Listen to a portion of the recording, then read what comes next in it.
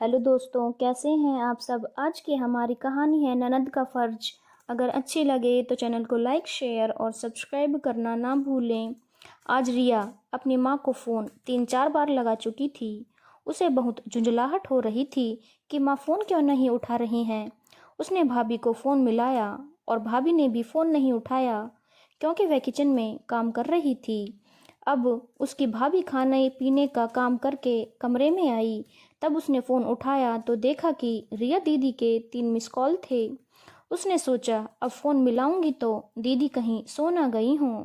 11 बज रहे हैं, इस कारण उसने फ़ोन नहीं लगाया। अब अगले दिन उसने अपनी सास से पूछा, मम्मी रिया दीदी के कल 3 मिस कॉल थे, आपकी बात हुई कि नहीं। तब वो बोली, पीहू बहू तू तो जानती है, कल रात को मोबाइल की बैटरी चली गई तो चार्ज पर लगा रहा और मैंने अभी तक ना देखा। फिर रिया की माँ ने पूछा, क्या रिया का कल फ़ोन आया था। तब पीहू ने कहा, हाँ मम्मी जी, करीब रात 8:30 बजे फ़ोन आया था। तब मैं किचन में काम कर रही थी। जब मैं फ्री होकर मोबाइल देखने को गई तब पता चला कि दीदी के इतने सारे मिस कॉल हैं। मैंने सोचा इतनी रात को कहीं दीदी सो ना गई हूँ, इसीलिए फिर रात में फ़ोन नहीं लगाया। शायद उन्हें आपसे फ़ोन पर बात करनी हो, इसीलिए अब आप फ़ोन लगा लीजिए। तब फ़ोन वो रिया को लगा के देती हैं। तब कवरेज एरिया से बाहर बताता है। फिर उसकी माँ ने सोचा कि चलो बाद में बात कर लूँगी। इतने में ही उनकी बेटी अपनी ससुराल से मायके पहुँच जाती है। तब उसकी माँ हैरानी से उसकी ओर देखती हुई कहती हैं, अरे रिया, तो यहाँ अचानक कैसे। माँ पहले ये बताओ कि आपका फ़ोन कहाँ है। ऐसा करो कि फ़ोन कचरे में फेंक दो। फ़ोन उठाना ही नहीं तो क्यों रखना। मैंने कल कितनी बार फ़ोन लगाया, आपका फ़ोन स्विच ऑफ ही बता रहा था। और भाभी भी कहाँ हैं, उन्होंने भी फ़ोन ना उठाया, जैसे मुझसे उन्हें कोई दुश्मनी हो। इतना सब कुछ एक ही सांस में रिया बोले जा रही थी। वह बहुत गुस्से में लग रही थी। तब उसकी माँ ने कहा, अरे रिया, चैन की सांस तो ले, फिर आराम से सब बात बताना। उस समय उसकी बहू पीहू भाभी भी उसके लिए पानी ले आई। तब वह भाभी से पूछने लगी कि भाभी, मैंने आपको कितने फ़ोन लगाए, आपने उठाए तक नहीं। ऐसी भी क्या कमाई कर रही जो मेरे फ़ोन नहीं उठाया, किसी को फ़र्क ही नहीं पड़ता। माँ, अरे अरे दीदी, ये क्या कह रही हो आप। हमें लगा कि आप सो गई होंगी, इसीलिए रात में परेशान नहीं किया। जब फ़ोन आया तो तब किचन में था। फिर उसकी माँ ने कहा, अब तू आ गई है तो क्या हुआ, आराम से बता। तब रिया कहने लगी, माँ मैं अब अपने ससुराल नहीं जाने वाली, मैं बहुत परेशान हो चुकी हूँ। 2 दिन हाथ से काम करना पड़े तब सासू माँ और ननद रानी को पता चले। माँ, उनकी फरमाइशें कभी ख़त्म ही नहीं होती हैं। माँ, मैं परेशान हो चुकी हूँ, कभी कुछ कभी कुछ, सबका अलग अलग मन का खाना बनाते रहो। क्या पूरा दिन किचन में ही लगी रहूं। सास ससुर को सादा खाना चाहिए और ननद और मेरे पति को मसालेदार चाहिए। इस तरह 2 तरह का खाना ही बनाती ही रहूं। कभी कुछ चाहिए कभी कुछ चाहिए, अब मैं नहीं जाने वाली। तब माँ ने सोचा कि रिया का गुस्सा शांत हो जाए तो समझाऊंगी। अब खाने का समय हुआ तो भाभी ने पूछा कि दीदी, खाना लगा दूं। तब रिया ने पूछा कि सब्जी क्या बनाई है। तब पीहू भाभी ने बताया कि घिया के कोफ्ते बनाए हैं। माँ भी बोली, आज पीहू ने बड़े ही स्वादिष्ट कोफ्ते बनाए हैं। उसी समय वह बोली, मम्मी आपको तो पता है ना, मुझे इसके नाम से भी चिढ़ है, तो मेरे लिए दूसरी सब्जी बनवा दो। फिर वो पूछने लगती है, भाभी फ्रिज में और क्या क्या है। तब उसकी भाभी कहती हैं, दीदी भिंडी पनीर और गोभी भी है। तब रिया कहती है, ऐसा करो भाभी, पनीर की सब्जी मेरे लिए बना दो। तब उसकी माँ कहती है, बेटा रात के खाने में पनीर बना देगी, अभी यही खा लो। उसी समय रिया भाभी पर दबाव बनाकर कहती है, मेरे लिए आप पनीर की ही सब्जी बनाओ। तब खुशी खुशी भाभी कह देती है, हाँ हाँ दीदी, बना दे रही हूँ, कितनी देर लगना, अभी बना देती हूँ, और बनाने लगती है।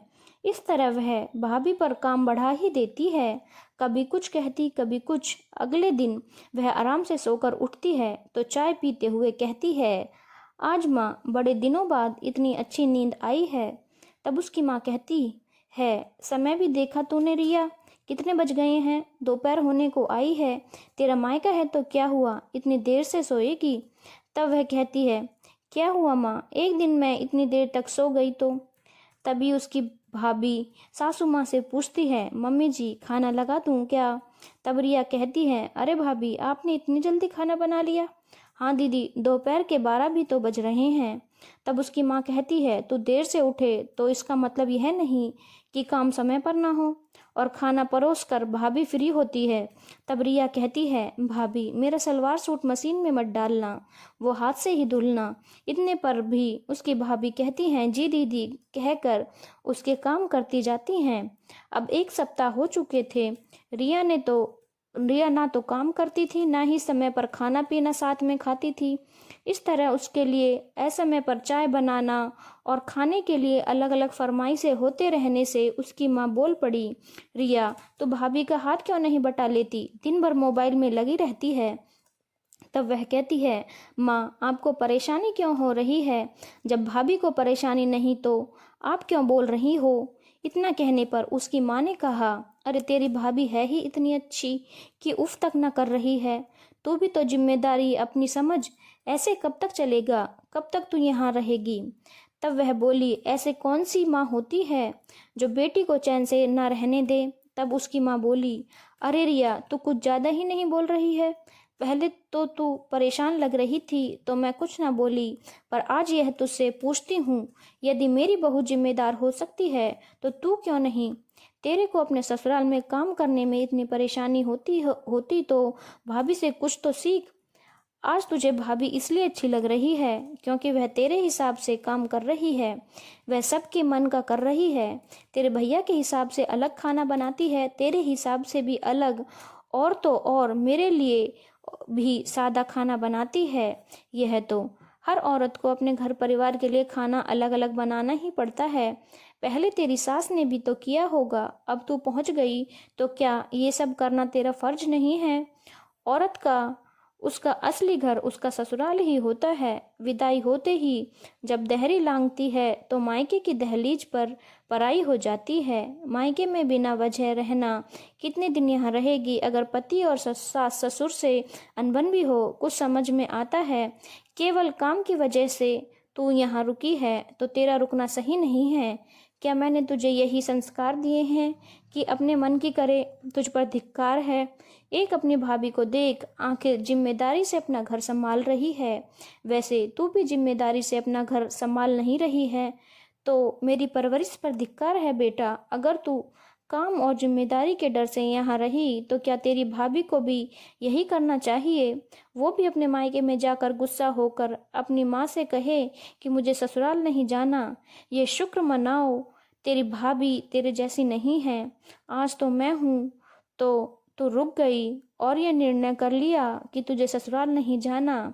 आज तो तूने ये सोच लिया, कल के दिन क्या करेगी? ये तो तेरी भाभी भैया अच्छे हैं, उन्होंने उफ तक नहीं किया, लेकिन ये सोच कब तक बैठकर खिलाएंगे? इतनी माँ की बात सुनकर रिया को रोना आ जाता है और उसे समझ आ जाता है कि कितनी बड़ी वह गलती कर रही है।